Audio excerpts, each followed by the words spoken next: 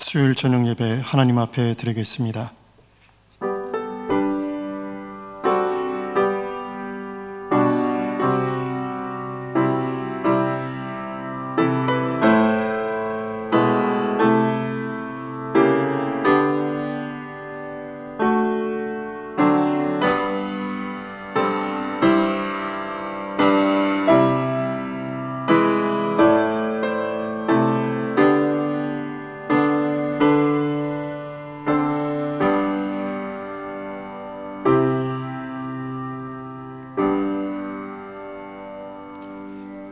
아버지 하나님, 고난주간 수요예배로 주님 앞에 모였습니다. 그간 우리의 삶이 그리스도의 십자가와 얼마나 동떨어졌었는지 다시 한번 깨닫습니다. 하나님의 자녀로 부름받기에 부끄러운 우리지만 오늘도 십자가 사랑 의지하며 나아갑니다. 오늘도 예수 그리스도의 고난을 깨닫게 하시고 고난에 동참하는 주의 제자 되게 하시며 우리가 짊어져야 할 자신의 십자가를 발견하는 귀한 은혜가 있게 하여 주옵소서. 코로나로 어려움을 당하는 지체와 가정을 돌보아 주시고 육신의 병으로 신음하는 성도들의 병상 가운데 함께하여 주옵소서. 치유와 회복의 은혜로 우리 강서 공동체를 지켜주시옵소서. 고난당하시고 죽기까지 우리를 사랑하신 예수님의 이름으로 간절히 기도드립니다. 아멘. 143장 찬송 부르시겠습니다. 이 찬송 부르시고 변영섭 권사님 기도해 주시겠습니다.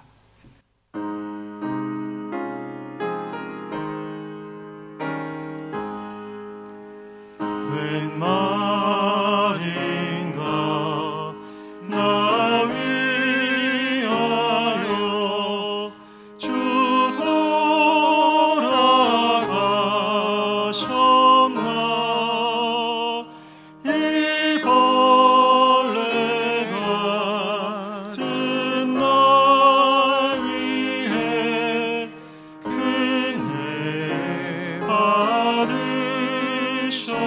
돌아가셨나. 내 지은 죄 다 지시고 못 박히셨으니 웬일인가 웬 은혜인가 그 사랑 그쳐라. 주 십자가 못 박힐 때 그 애도 빛있고 그 밝은 빛 가리워서 캄캄케 되었네. 나 십자가 대할 때에 그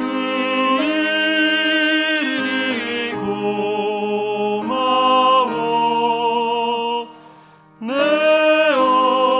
얼굴 감히 못 뜨고 눈물 흘리도다. 늘 울어도 눈물로써 못 갚을 줄 알아. 몸 밖에 드릴 것 없어. 이 몸 바칩니다.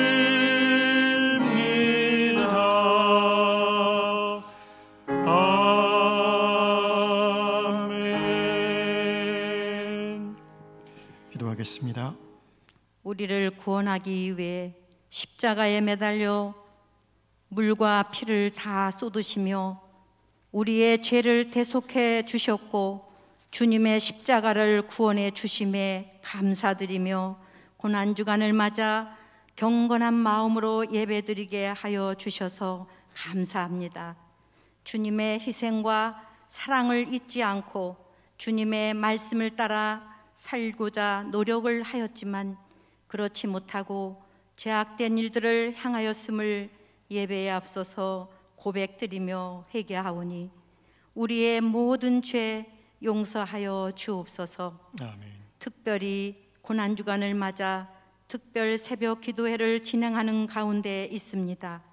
주님께서 긍휼히 베푸셔 기도회 가운데 하나님의 은혜가 풍성하게 부어지기를 기도합니다. 아멘. 교회를 위해서 기도합니다. 세상을 구원하는 방주의 역할을 다할 수 있도록 역사하여 주옵소서. 사랑과 은혜와 진리가 가득한 교회 되게 하옵소서. 성령의 역사가 늘 살아 움직이며 생명이 넘치는 교회 되게 하옵소서. 크신 능력과 축복을 허락하셔서 죽어가는 많은 성령들에게 복음의 기쁜 소식을 전할 수 있는 교회 되게 도와주옵소서. 코로나19로 어려운 환경에 처해 있는 성도님 가정과 경영하는 사업장, 직장 위에 주의 크신 복이 임하여 주시며 자녀들에게도 지혜를 주시기를 원하옵니다. 한우들을 위해서 기도합니다. 이 시간 주님의 전을 사모하면서도 병석에 누워 있을 수밖에 없는 사랑하는 영혼들을 기억하셔서 치료의 광선을 비춰 주옵소서. 속히 자리를 털고 일어나 영광된 삶으로 변화시켜 주옵소서. 이 시간 김상민 목사님께 아버지 영육간 강건함으로 채워주시고 하나님 말씀을 전하실 때에 성령 충만함 주시고 말씀 가운데 은혜와 축복이 있게 하여 주옵소서. 담임 목사님을 비롯한 부목사님 모든 교육자들 위에도 함께 하시고 위로와 평안을 주시옵소서. 모든 것 감사하며 저희를 십자가의 보혈로 구원해 주신 예수님의 이름으로 간절히 기도드렸사옵나이다. 아멘.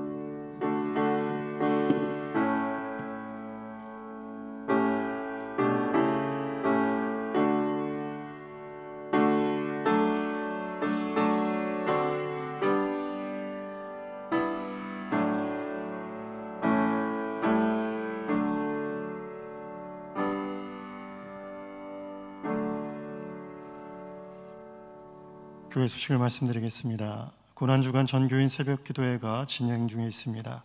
모레 15일 금요일까지이며 오전 5시 30분에 이곳 예루살렘 예배실에서 있습니다. 온라인으로도 중계되며 예배 후에는 홈페이지와 유튜브에 업로드됩니다. 다음 주일 17일은 부활주일입니다. 소천 소식입니다. 307구역 구세영 집사님의 부친께서 오늘 소천하셨습니다. 고재호 집사님의 장인 되십니다. 빈소는 용인 세브란스 병원 장례식장입니다. 조문은 개인적으로 지혜롭게 하시고 유족을 위해서 기도해 주시기 바랍니다. 오늘 우리에게 주시는 하나님의 말씀은 사사기 16장 23절에서 31절까지의 말씀입니다. 구역성경 제성경으로는 389페이지에 있습니다. 사사기 16장 23절에서 31절까지의 말씀을 교독해서 보겠습니다. 블레셋 사람의 방백들이 이르되 우리의 신이 우리 원수 삼손을 우리 손에 넘겨주었다 하고 다 모여 그들의 신 다곤에게 큰 제사를 드리고 즐거워하고 백성들도 삼손을 보았으므로 이르되 우리의 땅을 망쳐놓고 우리의 많은 사람을 죽인 원수를 우리의 신이 우리 손에 넘겨주었다 하고 자기들의 신을 찬양하며 그들의 마음이 즐거울 때에 이르되 삼손을 불러다가 우리를 위하여 제주를 부리게 하자 하고 옥에서 삼손을 불러내매 삼손이 그들을 위하여 제주를 부리니라. 그들이 삼손을 두 기둥 사이에 세웠더니 삼손이 자기 손을 붙든 소년에게 이르되 나에게 이 집을 버틴 기둥을 찾아 그것을 의지하게 하라 하니라. 그 집에는 남녀가 가득하니 블레셋 모든 방백들도 거기에 있고 지붕에 있는 남녀도 3,000명 가량이라. 다 삼손이 재주 부리는 것을 보더라. 삼손이 여호와께 부르짖어 이르되 주 여호와여 구하옵나니 나를 생각하옵소서. 하나님이여 구하옵나니 이번만 나를 강하게 하사 나의 두 눈을 뺀 블레셋 사람에게 원수를 단번에 갚게 하옵소서 하고, 삼손이 집을 버틴 두 기둥 가운데 하나는 왼손으로 하나는 오른손으로 껴 의지하고, 삼손이 이르되 블레셋 사람과 함께 죽기를 원하노라 하고 힘을 다하여 몸을 굽힘에 그 집이 곧 무너져 그 안에 있는 모든 방백들과 온 백성에게 덮이니 삼손이 죽을 때에 죽인 자가 살았을 때에 죽인 자보다 더욱 많았더라. 함께 읽습니다. 그의 형제와 아버지의 온 집이 다 내려가서 그의 시체를 가지고 올라가서 소라와 에스다올 사이 그의 아버지 마누아의 장지에 장사하니라. 삼손이 이스라엘의 사사로 20년 동안 지냈더라. 아멘. 하나님의 은혜와 평강이 함께 하시기를 주님의 이름으로 축복합니다. 고난 주간을 보내고 있습니다. 특별히 오늘 두 인물에 관한 말씀을 드리려고 합니다. 먼저 첫 번째 인물은요, 우리가 오늘 봉독한 말씀의 주인공인 삼손입니다. 사사기에는 총 12명의 사사가 등장합니다. 12명 사사 다 말씀해 보라 하시면 말씀하실 수 있겠지만 시간 관계상 제가 간략히 말씀드리면, 왼손잡이 사사, 유명한 사사죠. 에웃이 있습니다. 그리고 여사사, 여자의 유일한 여자로서 사사가 바로 드보라입니다. 300용사를 이끌었던 기드온이라는 사사가 있습니다. 이 외에도 많은 사사가 있지만 단연 사사하면 떠올리는 대표적인 인물이 바로 오늘 말씀에 등장하는 삼손일 것입니다. 그리고 삼손하면 떠올릴 수 있는 것이 무엇입니까? 바로 힘입니다. 힘하면 삼손, 삼손하면 힘입니다. 그래서 세상에서도 예수를 믿지 않는 많은 사람들도 힘이 센 사람들을 임꺽정 혹은 야, 저 사람 삼손과 같다 표현할 정도로 삼손은 널리 알려진 인물입니다. 그래서 너무나 힘이 센 나머지 SF 히어로 영화 혹은 만화에 나올 정도의 괴력을 가진 인물로 보여지기도 합니다. 삼손이 했던 많은 일들이 있는데 그 중에 하나하나 열거해 보자면, 삼손은 맨손으로 사자를 찢어 죽였습니다. 그리고 아스글론에서 블레셋 사람 30명을 죽이기도 했고, 여우 300마리를 잡아 두 마리마다 묶어서 회를 달아서 블레셋 사람들의 곡식밭을 태우기도 했습니다. 나귀 턱뼈를 붙잡고 그 턱뼈 하나로 블레셋 사람 1000명을 죽이기도 했습니다. 과연 한 사람이 이렇게 큰 힘을 낼 수 있을까 할 정도로 굉장히 큰 힘, 물리적으로 엄청난 힘을 발휘했던 인물이 삼손이라는 사사였습니다. 그리고 이 삼손은요, 여성 편력도 심했던 것으로 보입니다. 우리가 대표적으로 삼손하면 떠올릴 수 있는 여인이 있죠. 바로 들릴라라는 인물입니다. 그런데 성경에 기록되기로는 이 들릴라 이전에도 2명의 여인이 있었습니다. 먼저 딥나에서 블레셋 여인을 만나 결혼을 하기도 했고요, 또 가사에서는 기생의 집에 들어가기도 했습니다. 이처럼 이외에도 정상이라고 보기 어려운 기행들을 삼손의 일대기를 우리가 읽으면서 알 수 있습니다. 이 사람 정상인가? 과연 이 사람이 하나님의 사사인가라고 생각될 정도의 일을 벌이기도 했습니다. 간략하게 삼손에 대한 이야기를 소개를 말씀드렸고요. 오늘 본문의 말씀으로 돌아가서 삼손은 블레셋 입장에서는 철천지 원수였습니다. 늘 블레셋을 괴롭혀 왔지만 워낙 감당하기 어려운 힘을 가졌던 인물이라 블레셋 쪽에서도 어떻게 그를 할 방법이 없었습니다.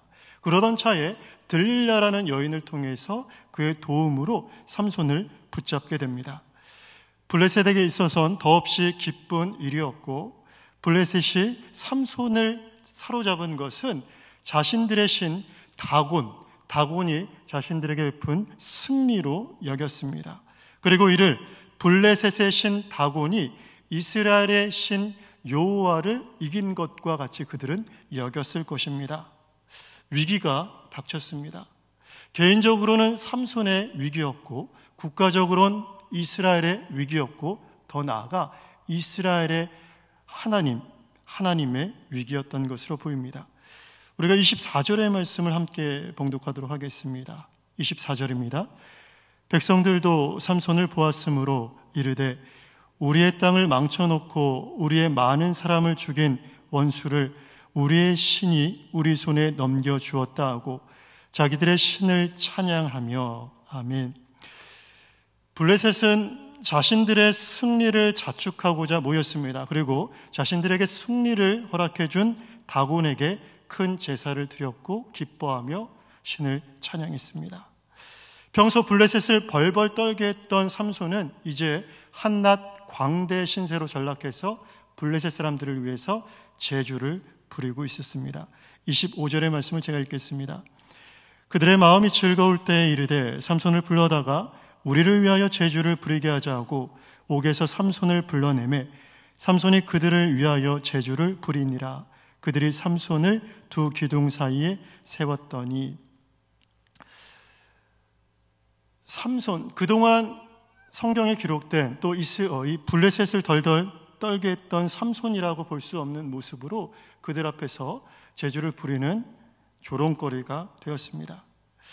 블레셋은 삼손과 이스라엘의 하나님을 이겼다는 그 승리에 도취되어 있었고, 그렇게 블레셋의 잔치 그리고 그 제사가 무르익고 있었습니다.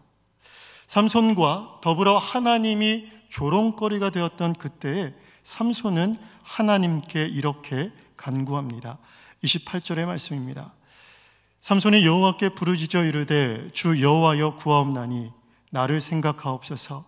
하나님이여 구하옵나니 이번만 나를 강하게 하사 나의 두 눈을 뺀 블레셋 사람에게 원수를 단번에 갚게 하옵소서 하고, 그리고 하나님이 허락하신 힘으로 우리 성도님들이 잘 아시는 대로 이 블레셋 방백들이 모여있던 그 장소에 두 기둥을 쓰러뜨려 블레셋 사람들과 함께 삼손은 최후를 맞이하게 됩니다. 삼손이 조롱거리가 되었던 그 순간을 하나님은 가장 큰 승리의 순간으로 바꿔주셨습니다. 성경은 이렇게 증거하고 있습니다. 30절의 말씀입니다. 삼손이 이르되 블레셋 사람과 함께 죽기를 원하노라 하고 힘을 다하여 몸을 굽히매 그 집이 곧 무너져 그 안에 있는 모든 방백들과 온 백성에게 덮이니 삼손이 죽을 때 죽인 자가 살았을 때 죽인 자보다 더욱 많았더라. 아멘. 삼손이 죽으면서 죽인 자가 그가 생전에 죽였던 자들보다 더 많았다라고 말씀하고 있습니다. 27절의 말씀을 참고로 하자면 3,000명가량이 그 지붕 위에 있었고 또 많은 방백들이 있었다. 아마도 3,000명 이상 되는 사람들이 운집해 있었을 것이고 그 삼손을 통해서 죽인 무리의 수는 아마도 그 이상의 수가 되지 않았을까 여길 수 있습니다. 하나님은 그렇게 하셨습니다. 삼손이 죽는 그 순간, 조롱거리가 되었던 그 순간, 그리고 블레셋이 자신들의 승리를 확정했던 그 순간, 그들의 승리가 되지 못하게 하셨고, 하나님의 실패, 또 삼손의 실패가 그대로 있지 못하게 하셨습니다. 삼손의 패배가 하나님의 영광이 되었고, 또 하나님께서 그의 죽음을 통하여 스스로 영광을 취하셨습니다. 우리는 각각 여러 종류의 힘을 가지고 살아갑니다. 오늘 말씀의 주인공과 같이 삼손, 무력, 힘을 가진 사람들도 있고요. 또 금전적으로 많은 부를 가진, 재력을 가진 사람들도 있습니다. 사람이 눈이 좋으면 무엇이 좋다고 이야기합니까? 시력이 좋다 이야기합니다. 우리에게 속한 모든 것을 힘으로 나타낼 수 있습니다. 재력, 체력, 청력, 지력, 모든 것들. 그런데 이 여러 가지 종류들의 힘이 있는데 이 모든 형태의 힘을 쓰기 위한 전제 조건이 하나 있습니다. 무엇이냐? 바로 생명입니다. 살아 있을 때에만 그 힘을 발휘할 수 있다는 것입니다. 어떤 종류의 힘이 되었든 살아있을 때에만 유효합니다. 죽으면 그 모든 것이 사라집니다. 재력을 갖춘 재벌이라도 그가 죽게 된다면 그가 가지고 있었던 그 모든 재물은 무의로 돌아갑니다. 삼손과 같이 아무리 강한 힘을 가지고 있었더라도 그 육체가 죽으면 그 힘은 그의 것이 될 수 없습니다. 사람이 죽으면 그에게 속한 모든 종류의 힘을 발휘할 수 없다는 것입니다. 그런데요, 오늘 본문으로 하자면 생명이라는 전제 조건, 이 조건이 제거되는 순간, 곧 죽음 가운데서도 하나님은 삼손의 힘을, 삼손의 생명을 가지고 역사하셨다라는 말씀입니다. 삼손이 살아생전 많은 역사를 이루어냈을 때도 그의 모든 업적 가운데 하나님의 영이, 하나님의 능력이 그의 업적을 도우셨지만 죽어서는 더더욱 삼손 자신이 아닌 하나님께서 삼손을 통하여 역사하셨습니다. 블레셋을 친히 하나님께서 물리치셨다는 것입니다. 하나님은 삼손의 죽음으로 삼손의 살아생전보다 더 큰 역사를 이루어 주셨습니다. 제가 오늘 서두에 두 인물에 관하여 말씀을 드린다라고 말씀드렸습니다. 첫 번째 인물은 삼손이었습니다. 그리고 오늘 말씀드릴 두 번째 인물은 바로 예수님입니다. 제가 지금 인물이라는 표현을 드렸는데요, 조금 거북스러운 분이 계실지도 모릅니다. 예수님, 완전한 하나님이라고 우리가 여기고 있기 때문입니다. 그러나 예수님께서는 완전한 하나님이심과 동시에 완전한 사람이십니다. 그러기에 제가 예수님이라는 인물이라고 표현했을 때 전혀 문제가 없을 것이라고 여길 수 있습니다. 사람들에게는 선입견이 있는데요, 어떠한 종류의 선입견이 있느냐, 제가 지금은 목사이지만 아직까지도 저를 전도사님이라고 부르는 사람들이 있습니다. 그 사람들이 누구냐? 바로 제가 전도사로 사역했던 시절에 만났던 청년들이 지금도 간혹 연락하면 저를 습관적으로 전도사님, 그리고 저를 그렇게 만날 때마다 전도사님, 죄송해요 목사님 하고 부릅니다. 먼저 누구로 만났느냐에 따른 이 호칭 차이가 되겠죠. 이처럼 어떤 지식이 먼저 자리 잡고 있는지가 굉장히 중요합니다. 2000년 전 팔레스타인 지방에 예수라는 청년이 있었습니다. 그 청년을 예수라는 청년이 이 땅 가운데 왔는데요, 사람들은 그 예수를 사람으로 먼저 알았습니다. 그리고 그들에게 요구되었던 것, 그들에게 예수님께서 원하셨던 것은 무엇이냐? 자신이 하나님의 아들, 곧 하나님이심을 믿는 것을 원하셨습니다. 곧 2000년 전 팔레스타인 지방에 예수라는 청년을 하나님으로 믿는 것이 그들에게 요구되었다는 것입니다. 인간으로 만났는데 그분이 누구셨습니까? 예수님이 바로 하나님이시다라는 것이죠. 반대로 오늘날 우리 시대에 우리는 예수님을 물리적으로 만나지 않았습니다. 예수님을 사람으로 만나지 않았습니다. 먼저 무엇으로 만났습니까? 물론 말씀으로, 그리고 예수께서 우리를 구원하신 구세주 하나님 되심으로 우리가 그분을 만났습니다. 그래서 우리는 예수님에 대한 편견을 우리도 모르게 갖고 있는데 예수님은 하나님이다, 이게 편견은 아닙니다. 예수님은 하나님이신데 또 누구십니까? 완전한 사람이시라는 것입니다. 2000년 전 팔레스타인 지역에 계셨던 그분을 하나님으로 믿는 것처럼 그것이 그들의 신앙이었죠. 마찬가지로 오늘날 우리가 믿는 예수님이 온전한 사람이시다라는 것을 우리는 온전히 깨달아야 된다는 것입니다. 편협한 지식은 편견을 갖게 되는데 우리는 성경을 통해서 예수께서 하나님이시지만 동시에 완전한 사람이시다, 완전한 인성을 가지신 분이시다라는 것을 깨달아야 됩니다. 히브리서 4장 15절의 말씀을 우리가 함께 봉독하겠습니다. 함께 읽겠습니다. 우리에게 있는 대제사장은 우리의 연약함을 동정하지 못하시리가 아니요 모든 일에 우리와 똑같이 시험을 받으신 이로되 죄는 없으시니라. 아멘. 모든 일에 우리와 똑같이 시험을 받으셨다라고 말씀하고 있습니다. 배고픔을 모르는 자에게 있어서 금식은 시험이 될 수 없습니다. 피곤을 모르는 자에게 잠이란 것은 사치에 불과합니다. 그러나 예수님은 이 모든 것을 우리와 똑같이 겪으셨고 또 시험으로 당하셨습니다. 예수님은 우리의 연약함을 동정하지 못하시는 이가 아니라 우리와 똑같은 사람으로서 연약한 인간이셨다라고 말씀하고 있습니다. 몇 해 전에 차를 타고 가면서 뒷좌석에 있는 아이들과 이야기를 하고 있었습니다.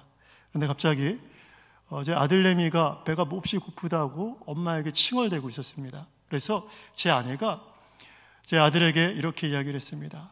지원아, 예수님은 40일을 금식하셨어. 넌 지금 잠깐 배가 고픈 것 가지고 그거 하나 못 참아? 잠깐이니까 잠깐만 참아 라고요. 아내는 이 아들에게 잠깐의 식욕을 인내할 것에 대해서 말하고 있었습니다. 그때 이 아들내미가 대뜸한다는 이야기가 이것이었습니다. 엄마, 예수님은 하나님이잖아 라고 이야기를 하더라고요. 그래서 저는 목회자의 자녀다운 엄청난 신앙 고백이다 라고 여기지 않았습니다. 아니야, 저는 그렇지 않아. 예수님은 우리와 똑같은 사람이시기도 했어. 예수님은 100% 하나님이시기도 하지만 예수님은 우리와 똑같은 완벽한 인간이시기도 해. 신성을 강조한 나머지 예수님의 인성이 부인돼서도 안 되고 또 그 반대여서도 안 된다는 것입니다. 우리는 편협한 시각에서 벗어나 예수님을 온전히 깨달아야 됩니다. 제가 어릴 때 제 아버지를 보면서 가졌던 생각들이 나이가 들면서 차츰 바뀌는 것을 볼 수 있습니다. 이제 저도 두 아이의 아버지가 되고 지금 제 나이 때쯤의 과거 아버지의 그때를 떠올리면서 당시 아버지의 마음과 입장을 헤아려 봅니다. 아, 지금 내 나이가 이 나이인데 우리 아버지의 나이가 이때쯤 무슨 일이 있었지 하면서 제 아버지를 생각해 본다는 것입니다. 어렸을 때는 제 아버지를 바라봤을 때 아버지의 권위가 있었고요. 또 큰 산과 같은 존재였습니다. 그런데 지금 제가 그 자리, 그 나이대에 와보니 정작 아버지라는 권위는 제거가 되고 아버지의 책임과 무게가 고스란히 느껴집니다. 아버지라면 모름지기 그렇게 하는 게 맞다고 여겨졌고 또 가장이라면 묵묵히 자기를 희생하는 게 당연하다고 생각해 왔었는데 막상 아버지가 되어보니 그 모든 것들이 저절로 되는 것이 아니더라고요. 이제서야 아버지가 아닌 김종원 씨가 감수했던 희생과 감당했을 무게가 조금은 느껴집니다. 김종원 씨는 제 부친의 성함입니다. 나이가 들수록 부모님을 역할이 아닌 한 사람으로 대하게 되더라는 것입니다. 우리도 마찬가지입니다. 신앙생활을 하면서 또 어려운 시험과 고비를 만나면서 그때마다 예수님께서 이 땅 위에 사람으로 오신 예수님께서 이러셨겠구나. 예수님의 신성이 아닌 인성에 대해서 더 깊이 이해하실 수 있는 우리 성도님 되시길 주의 이름으로 축복합니다. 40일을 줄이시면 돌이라도 빵으로 만들고 싶으셨은 허기가 예수님께 있었습니다. 또 너무나 피곤한 나머지 풍랑이 있는 바다 한가운데 배 고물 아래서 베개를 베고 주무셨던 분이 바로 우리 예수님이셨습니다. 나사로의 죽음으로 슬퍼하는 유족을 바라보시면서 눈물을 흘리셨던 것이 예수님이셨습니다. 도저히 신으로선 상상할 수 없는 표현을 예수님께서 하셨다는 것입니다. 우리와 같은 완전한 인간의 모습으로 오신 예수님의 모습입니다. 이렇게 사람이 되신 예수님의 구원사역에 대해서 잠깐 살펴보고자 합니다. 예수님의 구원사역은 하나님으로 오신 예수님이 이루신 사역이라기보다 사람으로 오신 예수님을 통해 성부 하나님께서 이루어내신 사역이라고 볼 수 있습니다. 물론 예수님의 인성과 신성, 그 두 가지 속성은 불가분의 속성으로 나눌 수 없는 속성입니다. 어떠한 하나도 절대 배제될 수 없는 것입니다. 그런데 십자가라는 사역만을 놓고 본다면 거기에는 신적인 요소를 찾아보기 어렵습니다. 예수님께서 공생의 3년 그동안 보여주신 그분의 행적을 바라보면 그 누구와도 견줄 수 없는 일들을 이루셨습니다. 병든 자를 고치셨습니다. 눈먼 자의 눈을 띄워 주셨습니다. 심지어 죽은 자를 불러 살게 하셨습니다. 그런데 그 예수께서는 정작 자신의 죽음 앞에선 침묵한 채로 아무 일도 하지 않으셨다는 것입니다. 그간 수많은 표적과 이적을 함께 그 곁에서 바라봤던, 알고 있었던 제자들, 또 많은 군중들이 이 예수님 십자가 앞에서 고스란히 그 죽음을 감당하는 예수님의 모습을 이해할 수 없었을 것입니다. 자신이 줄곧 하나님의 아들이라 주장하셨던 분이라면 십자가의 현장은 그 어느 때보다 신적인 능력을 발휘하셔서 자신의 대적들을 한 번에 제압하고, 과연 당신이 메시아십니다, 당신이 하나님의 아들이십니다 라고 인정받을 만한 최적의 장소였고 적기였습니다. 오병이어를 통해 수많은 군중을 먹이셨고 운집한 무리를 가르치시던 권위 있는 모습은 온데간데 없었습니다. 바다 위를 거닐던 두 발은 하나로 포개져 못에 박혔고, 수많은 병자를 고치시고 죽은 자를 일으키셨던 능력의 손은 벌린 채로 십자가에 못 박히셨습니다. 온갖 조롱과 모욕이 아무런 저항 없이 예수라는 청년에게 쏟아지고 있었습니다. 인간으로 오신 예수님은 십자가를 지는 그 순간 하나님이 아닌 사람으로, 그리고 죄인으로 온전히 죽으셨습니다. 사람으로 오신 예수님의 사역에 관한 말씀을 살펴보면요, 늘 성부 하나님이 그 주체가 되시고 예수님은 객체가 되십니다.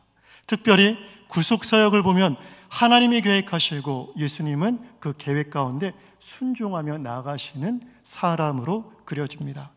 요한복음 6장 38절의 말씀입니다. 제가 봉독하겠습니다.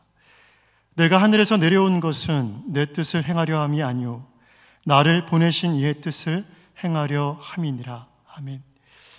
예수님은 자신이 이 땅에 오신 것, 곧 이 세상에 인간의 몸으로 오신 것이, 바로 성육신 하신 것이 하나님의 뜻에 의해 하나님께서 보내셨고 하나님의 보내심을 받은 자로서 이 땅에 오셨다라고 수동적으로 말씀하고 계십니다.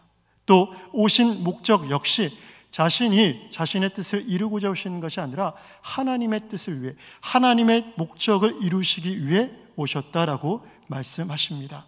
예수님은 이 땅에 하나님이 보내셨고 하나님의 보냄 받은 자로서 이 땅 위에 성육신 하셨다라고 스스로 밝히셨습니다. 마태복음 26장 39절의 말씀입니다. 조금 나아가사 얼굴을 땅에 대시고 엎드려 기도하여 이르시되 내 아버지여 만일 할만하시거든 이 잔을 내게서 지나가게 하옵소서. 그러나 나의 원대로 마옵시고 아버지의 원대로 하옵소서 하시고, 십자가를 앞에 두고 겟세마네에서 기도하시던 장면을 말씀하고 있습니다. 예수님의 뜻은 십자가에 쓴 잔을 마시지 않는 것이었습니다. 이 잔을 내게서 옮기시옵소서. 예수님의 뜻, 인간 예수의 뜻은 이 잔을 마시지 않는 것, 그 고통을 당하지 않는 것이었습니다. 그러나 예수께서는 아버지의 뜻대로 십자가에서 죽으셨습니다. 인간 예수의 뜻은 십자가에서 죽는 것이 아니었습니다. 그러나 성부 하나님의 뜻은 그 예수를 십자가에 죽이시는 것이었습니다. 하나님이 예수를 십자가에 못 박으셨고 털 깎는 자 앞에 양과 같이 예수님은 잠잠히 하나님의 뜻에 순응하셨습니다. 사도행전 13장 29절로 30절의 말씀을 제가 봉독하겠습니다. 성경의 글을 가리켜 기록한 말씀을 다 응하게 한 것이라. 후에 나무에서 내려다가 무덤에 두었으나 하나님이 죽은 자 가운데서 그를 살리신지라. 아멘. 예수님은 스스로 사망 권세를 이기시고 부활하시지 않았습니다. 하나님이 자신의 뜻에 순응하여 죽은 예수를 살리셨습니다. 예수님은 신으로서 십자가에서 죽으신 것이 아니라 인간으로서 십자가에 죽으셨습니다. 우리와 같은 사람이 되어 죽으셨습니다. 그러나 하나님은 하나님의 신적인 능력으로 그 예수를 살리셨다라고 말씀하고 있습니다. 예수님의 성육신, 십자가 사역, 부활 사건, 이 모든 것에 있어서는 예수님께서 계획하시고 이루신 사역이 아니라 하나님께서 친히 계획하시고 예수님은 그 뜻에 순응하시는 분, 수동적으로 그 뜻을 따르시는 분으로 그리고 있습니다. 그리고 그 역사를 이루시는 주체는 누구십니까? 성부 하나님이십니다. 성부 하나님께서 예수님을 보내셨기에 예수님께서 이 땅에 오셨습니다. 성부 하나님께서 예수님을 십자가에 못 박으셨기에 예수님은 십자가에서 죽으셨습니다. 성부 하나님께서 예수님을 살리셨기에 예수님께서 무덤 가운데 부활하셨다라는 것입니다. 이 모든 사역의 주체는 성부 하나님이십니다. 예수님은 초자연적인 신성을 가지고 우리의 구원 사역을 감당하지 않으셨습니다. 온전히 인간 예수가 되어 순종을 통해 성부 하나님이 우리의 구원을 이루셨다라는 것입니다. 십자가에 달리신 예수 가운데는 창조주로서의 모습, 또 구원자, 메시아로서의 권능을 절대 찾아볼 수 없습니다.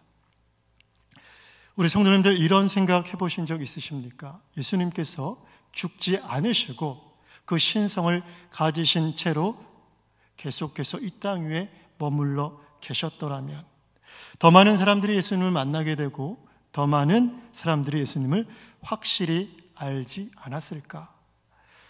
또 오늘 본문 말씀으로 하자면 삼손이라는 사사가 이렇게 죽음을 당하지 않고 더 오래도록 생존하여서 더 많은 블레셋 사람들을 물리치고 이 블레셋의 손아귀에서 온전히 이스라엘을 구원할 수는 있지 않았을까? 예수께서 더 오래 계셨더라면, 삼손이 더 오래도록 생존했더라면 더 완벽한, 더 치밀한 구원의 역사가 이 땅 가운데 일어나지 않았을까라고 생각할 수 있습니다. 그러나 하나님은 삼손의 죽음을 통해 삼손의 생전의 역사보다 더 큰, 더 완벽한 역사를 이루어내셨고, 하나님은 예수님의 죽음을 통해 영원한 구원을 단번에 완성하셨습니다. 죽음이라는 절망적인 사건을 통해 하나님은 더 크고 완벽한 구원의 역사를 이루셨다는 것입니다. 하나님은 사람의 힘을 의지하지 않습니다. 우리는 생각합니다. 우리가 살아서, 우리가 잘 돼서 하나님께 어떠한 헌신과 어떠한 유익을 끼칠 수 있으리라 생각합니다. 착각입니다. 우리는 우리의 어떠한 힘으로도 하나님께 어떠한 유익을 끼칠 수 없는 무익한 존재입니다. 하나님께 그 어떠한 무엇도 가감할 수 없는 너무나 작고 작은 존재가 바로 여기 있는 저와 우리 성도님들이라는 것입니다. 일찍이 이 사실을 깨달은 사람이 있습니다. 고린도후서 12장 10절의 말씀입니다. 제가 봉독하겠습니다. 그러므로 내가 그리스도를 위하여 약한 것들과 능욕과 궁핍과 박해와 곤고를 기뻐하노니 이는 내가 약한 그때의 강함이라. 사도 바울은 자신이 하나님의 사역에 있어서 절대 무익한 존재라는 것을 알았습니다. 하나님의 일은 자신의 실력과 열심이 아닌 하나님께서 친히 행하신다, 친히 이루신다라는 것을 깨달았습니다. 그래서 이렇게 고백합니다. 내가 약할 때 강한 것이다 라고 고백합니다. 굉장히 역설적인 표현입니다. 실제로 일하시는 분이 자신이 아닌 하나님이심을 깨달은 데서 나온 고백일 것입니다.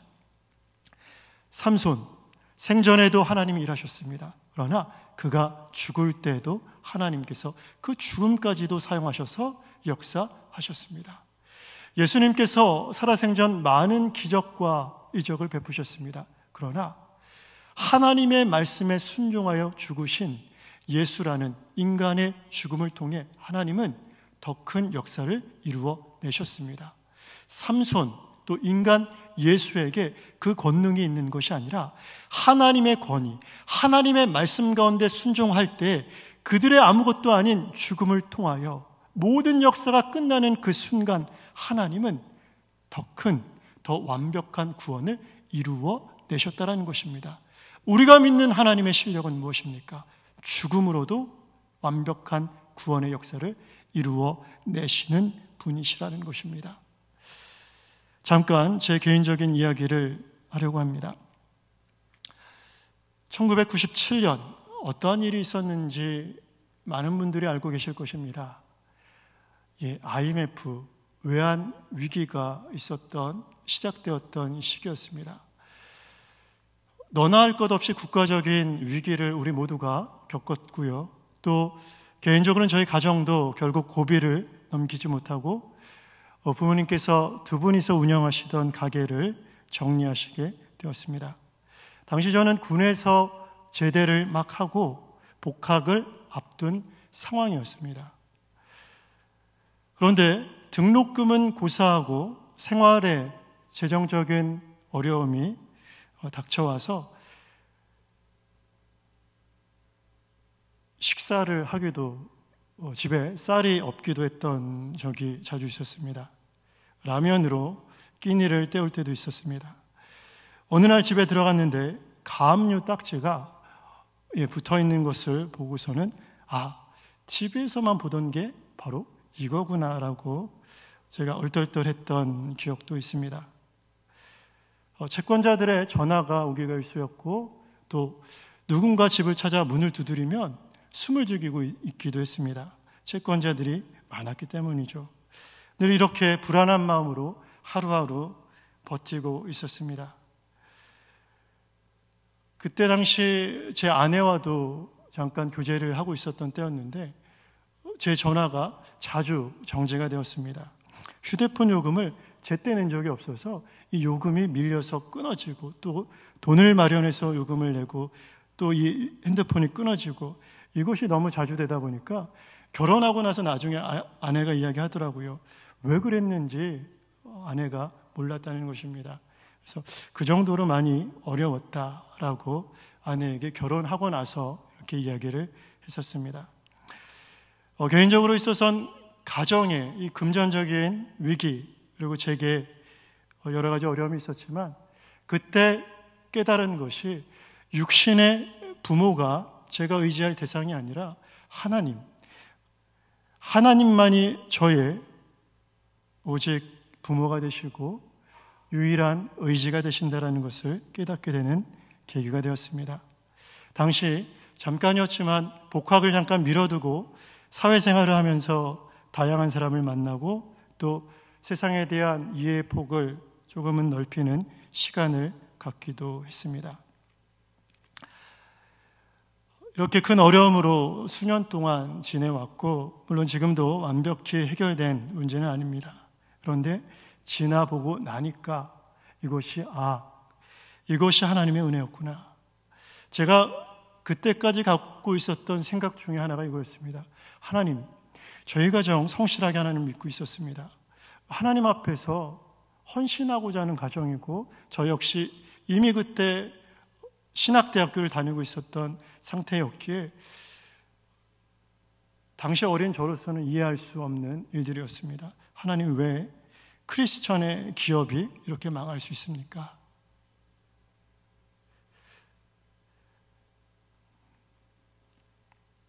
하나님, 저희 가정이 망하면 하나님의 영광을 가리는 것이 아닙니까? 라는 게 당시 제가 갖고 있던 생각이었습니다.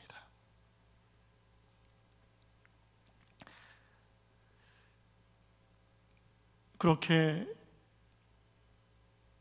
저희 가정의 실패, 소위 말하는 쉽게 말해서 저희 가정이 망했던 것이죠.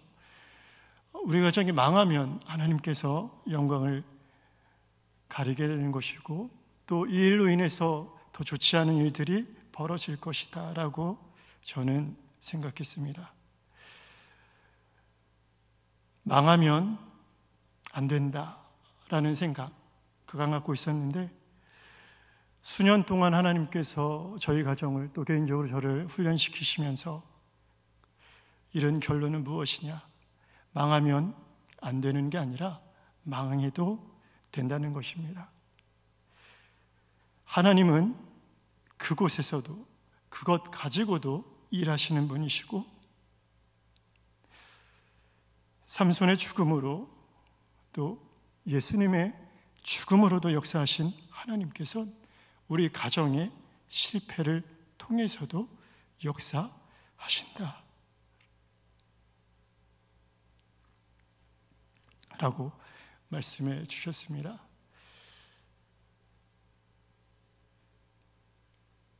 죄송합니다. 제 개인적인 일로 이렇게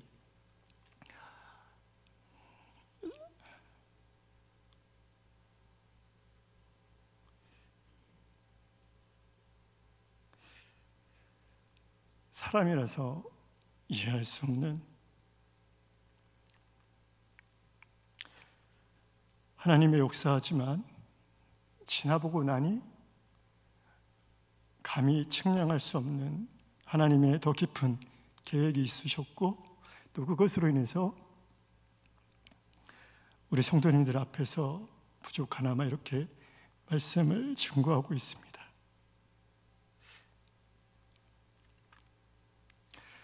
제가 믿는 하나님 그리고 우리 성도님들이 믿는 하나님은 우리의 실패를 가지고서도 하나님의 더 큰 영광을 스스로 취하실 수 있는 실력을 가지신 분이십니다.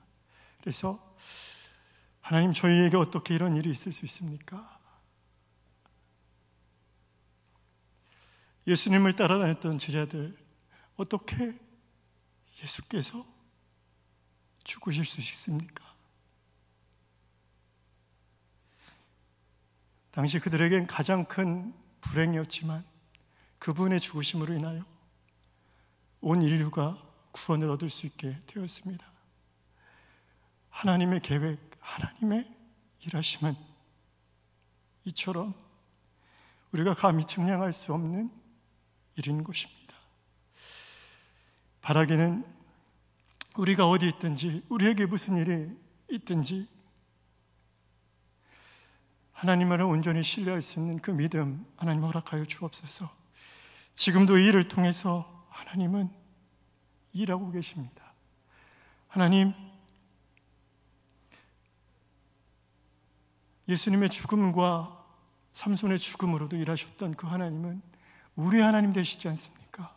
우리의 실패, 우리의 병, 우리의 여러 가지 시험과 문제, 그것이 문제일 수 없는 것은 하나님은 그 가운데서도 그것을 가지고서도 역사하실 수 있는 능력의 하나님 되시기 때문입니다. 말씀을 마치고자 합니다. 십자가는 사람이신 예수님의 순종과 죽음을 통해 구원을 이루신 하나님의 역사입니다. 우리 성도님들 모두가 잘 아시는 내용입니다. 십자가는 사람이신 예수님께서 순종과 죽음을 통해 구원을 이루신 하나님의 역사라는 것.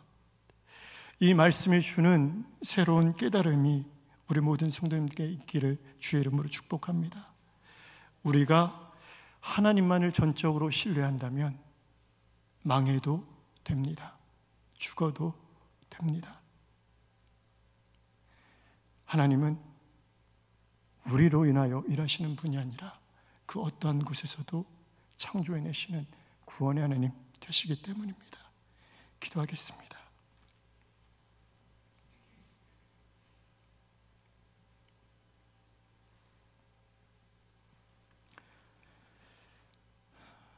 그리스도 예수의 사람들은 육체와 함께 그 정욕과 탐심을 십자가에 못 박았느니라.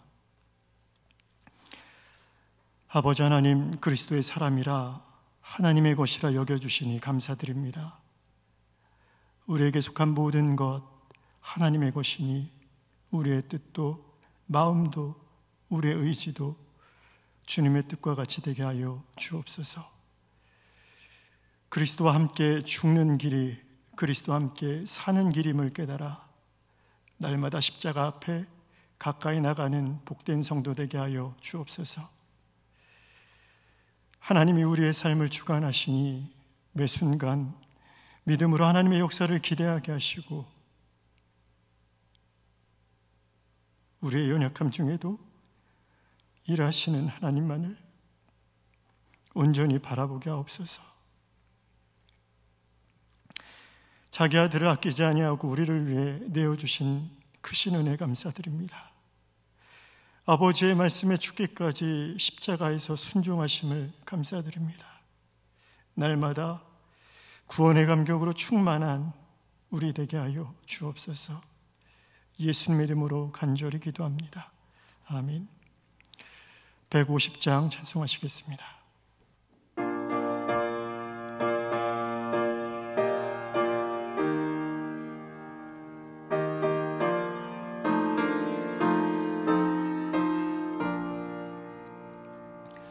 갈보리 산 위에 십자가 섰으니 주가 고난을 당한 표라. 험한 십자가를 내가 사랑함은 주가 보혈을 흘림이라. 죄 웃은 일을 얻기까지 주의 십자가 사랑하리. 빛나며 유관 받기까지 험한 십자가 붙들겠네. 멸시천대 받은 주의 십자가에 나의 마음이 끌리도다. 귀한 어린 양이 세상 죄를 지고 험한 십자가 지셨도다. 죄 웃은 일을 얻기까지 주의 십자가 사랑하리. 빛나며 유관 받기까지 험한 십자가 붙들겠네. 험한 십자가에 주가 흘린 피를 믿는 마음으로 바라보니 나를 용서하고 내 죄 사하시려 주가 흘리신 보혈이라. 죄 웃은 일을 얻기까지 주의 십자가 사랑하리. 빛나며 유관 받기까지 험한 십자가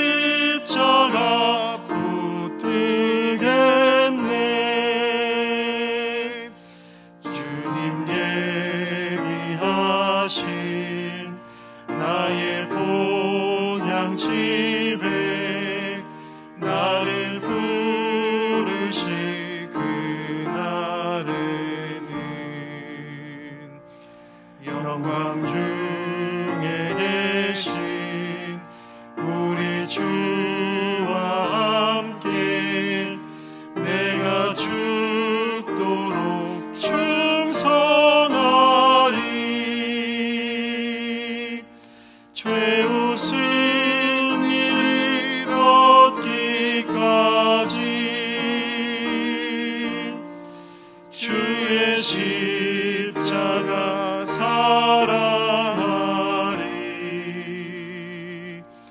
빛나며 유관 받기까지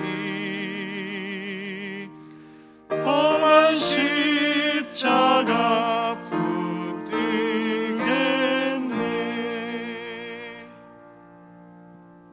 기도하겠습니다. 아버지 하나님, 찬양의 고백과 같이 주의 십자가를 사랑하겠습니다. 험한 십자가를 굳게 붙들겠습니다.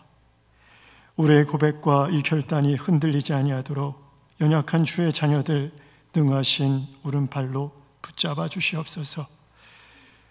고난의 신비를 깨닫는 주의 백성들 되게 하시고 부활의 영광을 날마다 소망하는 복된 성도 되게 하여 주옵소서. 주의 고난에 동참하고자 새벽을 깨우며 기도하는 성도들의 기도에 응답하여 주시고 주님의 기뻐하시는 뜻을 깨달아 헌신케 하여 주시옵소서. 우리 강서 공동체 속한 모든 가정과 각 지체들을 기억하시며 기도의 자리, 예배의 자리에서 날마다 승리할 수 있도록 주님 동행하여 주시옵소서. 예수님의 이름으로 간절히 기도합니다. 아멘. 하늘에 계신 우리 아버지, 아버지의 이름을 거룩하게 하시며 아버지의 나라가 오게 하시며 아버지의 뜻이 하늘에서와 같이 땅에서도 이루어지게 하소서. 오늘 우리에게 일용할 양식을 주시고 우리가 우리에게 잘못한 사람을 용서하여 준 것 같이 우리 죄를 용서하여 주시고 우리를 시험에 빠지지 않게 하시고 악에서 구하소서. 나라와 권능과 영광이 영원히 아버지의 것입니다. 아멘.